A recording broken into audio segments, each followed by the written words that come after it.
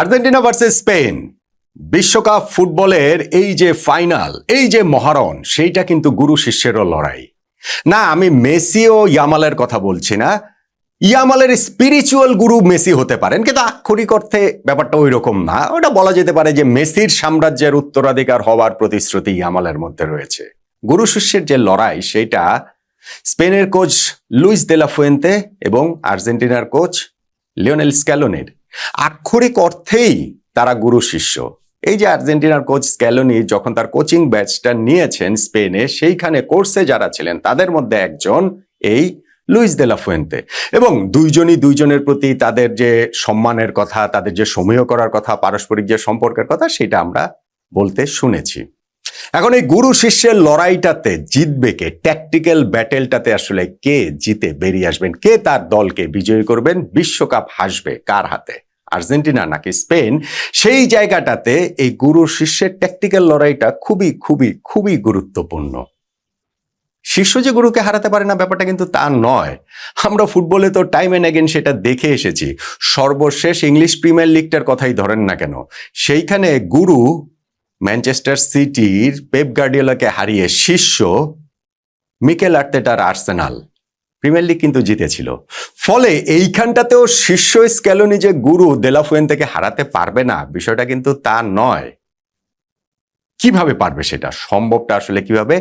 Tactically আসলে Argentina কিভাবে স্পেনের বিপক্ষে এই ম্যাচটা শেপ আপ করবে, এবং সেই জায়গাটাতে অবভিয়াসলি সবচেয়ে গুরুত্বপূর্ণ উপাদান, মাঠে যার থাকবে সবচেয়ে গুরুত্বপূর্ণ অবদান, Lionel Messi. Plain and simple.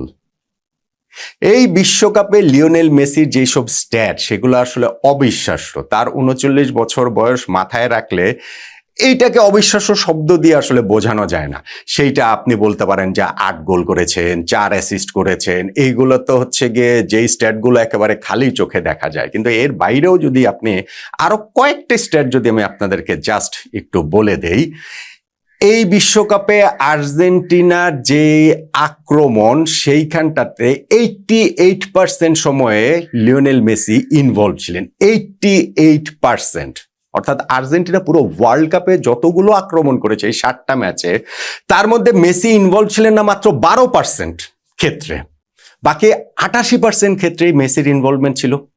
তিনি 25টা চান্স ক্রিয়েট করেছেন এই বিশ্বকাপে গোলের, যেটা এই সকল খেলোয়াড়দের মধ্যে এই ওয়ার্ল্ড কাপে সবচেয়ে বেশি। তার মধ্যে তিনি 8টা বিগ চান্স ক্রিয়েট করেছেন, সবার চেয়ে সবচেয়ে বেশি। তিনি 21টা কি পাস দিয়েছেন, সবার চেয়ে সবচেয়ে বেশি।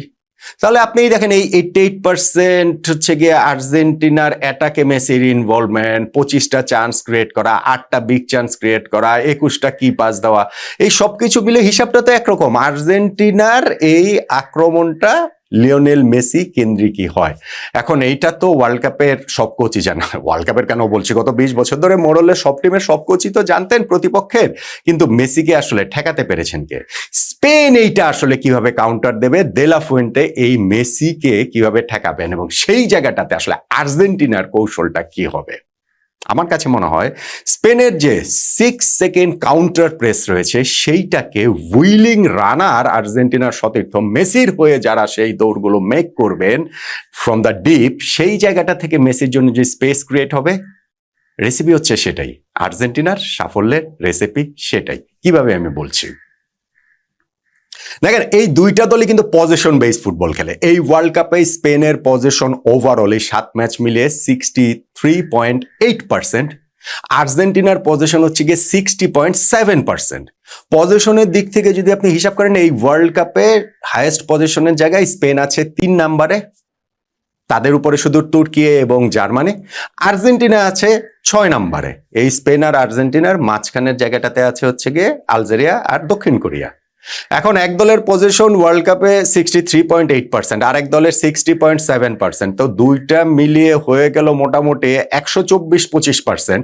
124-25% তো আর হয় না। তো তার মানে ফাইনালে এই জায়গাটাতে কোন দল আসলে বলটা অনেক বেশি হোল্ড করবে, সেই জায়গাটাতে এই ম্যাচটা আসলে ডিসাইড হয়ে যেতে পারবে, এবং মেসিকে আসলে আনলক কিভাবে করা হবে। আমি 6 সেকেন্ডের যে কাউন্টার প্রেসের কথা বলছিলাম, সেইটাও আসলে চোখ ধাঁধানো ব্যাপার। স্পেন বল পায়ে রাখতে পছন্দ করে, আমরা জানি, আমরা সেমিফাইনালে দেখেছি ফ্রান্সকে কিভাবে তারা নাচিয়েছে, কিভাবে তারা পাসের পর পাস দিয়ে একেবারে হতভম্ব করে দিয়েছে। ওই পাসিং সিকোয়েন্সে আসলে স্পেন তুলনাহীন, এবং সেই জায়গাটাতে তারা যখন বল লুজ করে কখনো, সেই বলটা আবার নিজেদের দখলে নেওয়ার জন্য যে কাউন্টার প্রেস করে, এটা আসলে হায়নার দলের মতো। হায়না যেরকম হচ্ছে গিয়ে সবাই মিলে একেবারে প্যাকের মধ্যে ঝাঁপিয়ে পড়ে দল হিসাবে, সেই উলফ প্যাকের মতোই কিন্তু স্পেন বল লুজ করলে পজিশন রিগেইন করার জন্য ঝাঁপিয়ে পড়ে। এবং তাদের ওইটা হচ্ছে গিয়ে 6 সেকেন্ডস একটা রুল রয়েছে যে 6 সেকেন্ডের মধ্যে বলটাকে উইন ব্যাক করতে হবে। এবং এই ওয়ার্ল্ড কাপে এভারেজ তাদের বল লুজ করার পর উইন ব্যাক করার সময়টা হচ্ছে গিয়ে 10.1 সেকেন্ড। সো 6 সেকেন্ডের টার্গেট 10.1 সেকেন্ড। এটা কেন? কারণ হচ্ছে গিয়ে অনেকটা সময় তারা অপোনেন্টকে বল পজিশনটা অ্যালাউও করে, সেই অ্যালাউ করাটা ধরেও 10.1 সেকেন্ড। এইটা আসলে একটা অ্যামেজিং স্ট্যাট। এবং সেই জায়গাটাতে এই যে 6 সেকেন্ডের যে কাউন্টার প্রেস, আর্জেন্টিনার পায়ে বল গেলে স্পেন যে সেটা রিকভার করতে চাইবে 6 সেকেন্ডে, যদি সেইটা না পারে তাহলে তারা আবার একটা ডিসিপ্লিন, একটা ডিফেন্সিভ শেপে চলে যায়। এই 6 সেকেন্ডের মধ্যে আর্জেন্টিনা কাউন্টার প্রেসটা যদি স্পেনের বিট করতে পারে, এবং যদি তার ওই ডিফেন্সিভ শেপে চলে যাওয়ার আগের যে মুহূর্তটা আছে না, ফুটবলে ওই 1 সেকেন্ড 2 সেকেন্ড, এটা খুবই গুরুত্বপূর্ণ। সেইটাই হচ্ছে গিয়ে আর্জেন্টিনার সিক্রেট। এবং সেই জায়গাটাতেই মেসির পায়ে বল দেয়াটাই হচ্ছে গিয়ে সবচেয়ে বড় সিক্রেট, কারণ বাকি কাজটা লিওনেল মেসি করবেন। এখন দুইটা দলে, স্পেশালি আর্জেন্টিনা, তারা কিন্তু হচ্ছে গিয়ে মিডফিল্ড ওরিয়েন্টেড, মিডফিল্ড বেজ। আমরা ধরেন স্পেনের ক্ষেত্রে দেখেছি যে রদ্রি এবং ফাবিয়ান রুইজ, পেদ্রি তো খেলেন এই গত ম্যাচে, কিন্তু তিনিও যখন খেলেন তখন দানিয়াল মুনিচে নেমে এসেছিলেন, মিডফিল্ডার হিসেবেই খেলেছেন সেমিফাইনালে। ফলে এই জায়গাটাতে তারা কিভাবে বল পজিশন মনোপলি করে, কিন্তু ভাই আর্জেন্টিনার সাথে সেইটা মনোপলি করতে পারবে না। কেননা আর্জেন্টিনার যে 4 জন সেন্ট্রাল মিডফিল্ডার রয়েছেন, ডিফেন্সের সামনে শিল্ড হিসেবে লিয়ান্দ্রো পারেদেজ, এবং তার সামনে হচ্ছে গিয়ে এনজো ফার্নান্ডেজ, অ্যালেক্সিস ম্যাকালিস্টার, ও এই ম্যাচটাতে আমার ধারণা রদ্রিগো ডি পলকেও খেলাবে। মানে আগের ম্যাচে যদিও সিমিওনেকে খেলেছে, আমার মনে হয় এই ম্যাচটাতে সেটা খেলাবে। ফলে এই মিডফিল্ডের দখলটা নেওয়ার জন্য 4 জন মিডফিল্ডারে আর্জেন্টিনা এই জায়গাটাতে খেলানোর কথা। এবং সেইটা যদি হয় তাহলে ওই বলটা যে 6 সেকেন্ডের মধ্যে স্পেন নিয়ে যাবে, বিষয়টা সেটা নয়।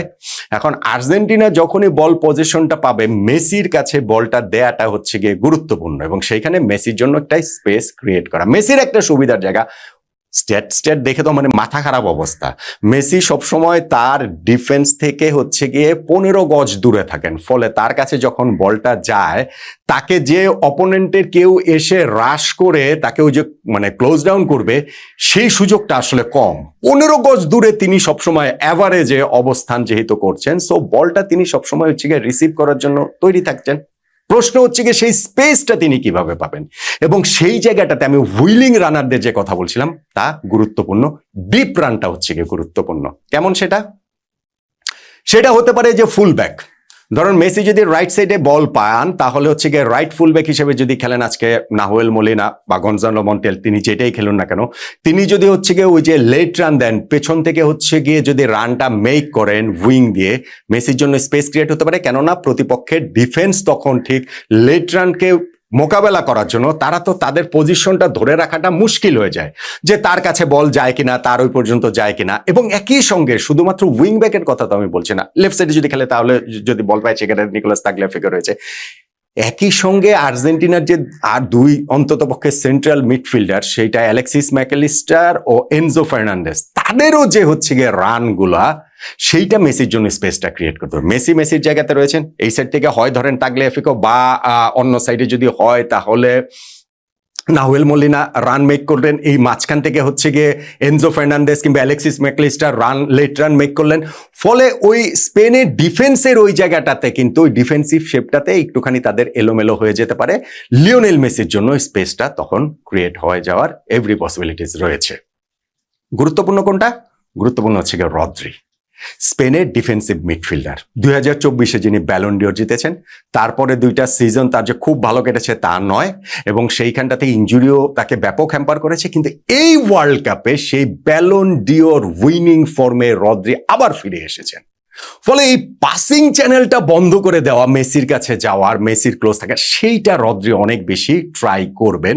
সো আর্জেন্টিনার হচ্ছে গিয়ে এইখানটাতে রেসিপি আমি দেখি হচ্ছে গিয়ে মোরললেস হচ্ছে গিয়ে এই 2-3টা ধাপ। প্রথমত হচ্ছে গিয়ে স্পেনের যে 6 সেকেন্ডের কাউন্টার প্রেস, সেটাকে বিট করে বল লিওনেল মেসির কাছে দেয়া, মেসির নাম্বার 1, নাম্বার 2 মেসির স্পেস ক্রিয়েট করার জন্য উইং ব্যাকের রান অথবা মিডফিল্ড থেকে হচ্ছে গিয়ে যে কোনো একজন মিডফিল্ডারের রান করে স্পেনের ডিফেন্সটাকে একটু বিভ্রান্ত করে ফেলা। নাম্বার 3 আমি যেটা দেখি সেটা হচ্ছে গিয়ে রদ্রির কাছ থেকে মেসির একটু দূরে থাকা, মেসির সবসময় ওই স্পেসটা নিয়ে থাকা, এবং যে ওই যে তার যে সবসময় 15 গজ দূরে ডিফেন্স থেকে যে তিনি থাকছেন সেইখানে বলটা যেন তিনি পান, এবং তারপরে বল পাওয়ার পরে হ্যাভক ক্রিয়েট তো মেসি করতেই পারেন। এবং সেটাই তো আমি বলছি যে আর্জেন্টিনার এইবারে যে বিশ্বকাপে অ্যাটাক, তার 88% ক্ষেত্রেই ইনভলভমেন্ট মেসির ছিল। 25টা চান্স ক্রিয়েট করেছেন, 8টা বিগ চান্স ক্রিয়েট করেছেন, 21টা কি পাস দিয়েছেন। ফলে তার কাছে বল আসার পরে কি করতে হবে ওইটা স্পেন জানে যে তারা in that case they are dead. মানে মেসিকে যদি তারা ওই স্পেস দেয় সেটা তার, এখন ধরেন ইংল্যান্ড যেটা করেছে, ইংল্যান্ডের এন্ড অফ দ্য ডে যে সেমিফাইনাল ম্যাচটাতে আর্জেন্টিনার সঙ্গে আপনি দেখতে পারেন যে না, তাদের 36% বল পজিশন, আর্জেন্টিনা 64% বল পজিশন। সেটা মনে হতে পারে যে না, আর্জেন্টিনাতে এই ওয়ার্ল্ড কাপে 60% বেশি বল পজিশন থাকেই, সেটা থাকতে পারে। যেটা বিস্ময়কর সেটা হচ্ছে গিয়ে ইংল্যান্ড প্রথম গোল 55 মিনিটে দিয়েছে, এবং তারা যে 85 ও 92তম মিনিটে 2টা গোল কনসিড করেছে। 92 মিনিটে যে উইনিং গোলটা লাউতারো মার্টিনেজ দিয়েছেন, এই 37 মিনিট সময়ের মধ্যে ইংল্যান্ডের বল পজিশন ছিল মাত্র 12%। স্পেন তো এটা অ্যালাউ করবে না। স্পেন ম্যাচের এই 37 মিনিট ফেজে 12% বল নিজেদের পায়ে মাত্র থাকবে, এইটা তারা অ্যালাউ করবে না। ওইটাকেই হচ্ছে গিয়ে আর্জেন্টিনা এবং তাদের এই মিডফিল্ড তারা কিভাবে এটা মানে নেগোশিয়েট করে, সেইটাই আসলে ফ্যাসিনেটিং ব্যাপার হবে। ফলে 2টা দলের যে খেলা হচ্ছে, আর্জেন্টিনা এবং স্পেন, 2টা দলই হচ্ছে গিয়ে more or less position base football খেলে, কিন্তু সেই পজিশনের ক্ষেত্রে হচ্ছে গিয়ে স্পেন যেভাবে মনোপলি করে আর্জেন্টিনা হয়তো ওইভাবে করে না, এবং তাদের ক্ষেত্রে এইখানটাতে প্যাশন অনেক গুরুত্বপূর্ণ, শেষ দিকে গিয়ে গোল অনেক গুরুত্বপূর্ণ, এগুলো অনেকগুলো মানে অ্যাসপেক্ট হচ্ছে গিয়ে রয়েছে। কিন্তু মূল যে জায়গা সেটা হচ্ছে গিয়ে স্পেনকে হার্ট করার আর্জেন্টিনার যে স্ট্র্যাটেজিক কৌশল হবে বলে আমার কাছে মনে হয়, সেটা হচ্ছে তাদের ওই স্পেনের 6 সেকেন্ড যে কাউন্টার প্রেস, সেইটাকে বিট করে উইলিং রানার যখন 2 সাইড থেকে মেসির থাকবেন বা এক সাইড থেকে বা যেটাই থাকুক না, মিডফিল্ডার হোক উইং ব্যাক হোক, মেসিকে জাস্ট শুধু সেই স্পেসটা ক্রিয়েট করে দেওয়া, এবং রদ্রি সে পাসিং লেনটা যেন বদ্ধ না করতে পারেন, মেসি পর্যন্ত যেন বলটা যায়, সেই জিনিসটাই আসলে তারা এনশিওর করার চেষ্টা করবেন। আই এম শিওর যে ম্যাচের আজকে কোনো না কোনো পর্যায়ে, আমরা গত ম্যাচে ইংল্যান্ডের সঙ্গে দেখেছি যে মেসি মিডল দিয়ে যখন হচ্ছে গিয়ে খুব একটা কিছু হচ্ছে না, তখন তিনি ইংল্যান্ড তাদেরকে সুবিধা করে দিয়েছে, রাইট সাইডে চলে গেছেন। আমরা আগেও আরেকটা ম্যাচে কার সাথে, মিশরের বিপক্ষে ম্যাচে আমরা দেখেছি মেসি ওরকম 75 মিনিট পর্যন্ত মিডল দেখলে রাইট সাইডে চলে গিয়েছেন। ফলে মেসিকে আজকেও ম্যাচের আজকে মানে ফাইনালে স্পেনের বিপক্ষে ম্যাচের কোনো একটা ফেজে আমরা কিন্তু ওই রকম ভাবে কোনো একটা সাইডে চলে যেতে দেখব, এবং সেই ক্ষেত্রে এই স্ট্র্যাটেজিতে আর্জেন্টিনা স্পেনকে মানে হচ্ছে হার্ট করতে পারে বলে আমার কাছে মনে হয়। এবং শীর্ষ যে আর্জেন্টিনার কোচ লিওনেল স্ক্যালোনি, তিনি তার গুরু লুইস দেলা ফুয়েন্তেকে অবশ্যই হারাতে পারেন। কেননা তার কাছে যেই অস্ত্রটা রয়েছে, শিষ্যের কাছে যে অস্ত্র রয়েছে, গুরুর কাছে কিন্তু সেই অস্ত্র নাই। স্পেন দলে ধরেন সবই আছে, কিন্তু একজন লিওনেল মেসি তো আর নাই। ফলে এই ট্রাম্প কার্ডেই লিওনেল স্ক্যালোনি বিশ্বকাপ ফাইনালে বাজিমাত করে দিতে পারেন বলেই আমার কাছে মনে হয়। এটা আমি আর্জেন্টিনার পার্সপেক্টিভ থেকে বললাম। আবার at the same time Luis de la ফুয়েন্তেরও তো একটা প্লেইং স্ট্র্যাটেজি থাকবে, তিনি কিভাবে আর্জেন্টিনাকে বিট করবেন সেই স্ট্র্যাটেজি তো একটা রয়েছে, এবং সেটা নিয়ে না হয় আলাদা একটা ভিডিও করবো, তা নাহলে এই ভিডিওতে অনেক অনেক অনেক লম্বা হয়ে যাবে। সো স্পেন কিভাবে আর্জেন্টিনাকে বিট করতে পারে, তাদের স্ট্র্যাটেজি, লুইস দেলা ফুয়েন্তের স্ট্র্যাটেজি কি হবে, এবং অবভিয়াসলি সেখানটাতে লামিন ইয়ামালের খুবই প্রমিনেন্ট রোল থাকবে, লিওনেল মেসির মতো না হলেও। সেটা কেমন হবে ওইটা নিয়ে একটা আলাদা ভিডিও করবো। কিন্তু এইখানটাতে আর্জেন্টিনা কিভাবে স্পেনকে বিট করতে পারে স্ট্র্যাটেজিক জায়গা থেকে, তাদের কোচের জায়গা থেকে, সেটাই আসলে একটু আলোচনা করলাম। কি মনে হয়, পারবেন এখানে শিষ্য লিওনেল স্ক্যালোনি গুরু লুইস দেলা ফুয়েন্তেকে হারাতে? স্পেশালি যখন তার কাছে মেসির মতো একজন ম্যাজিশিয়ান রয়েছেন, এরকম একজন ট্রাম্প কার্ড রয়েছেন। বিশ্বকাপ শিরোপাটা উঠবে তাহলে কার হাতে?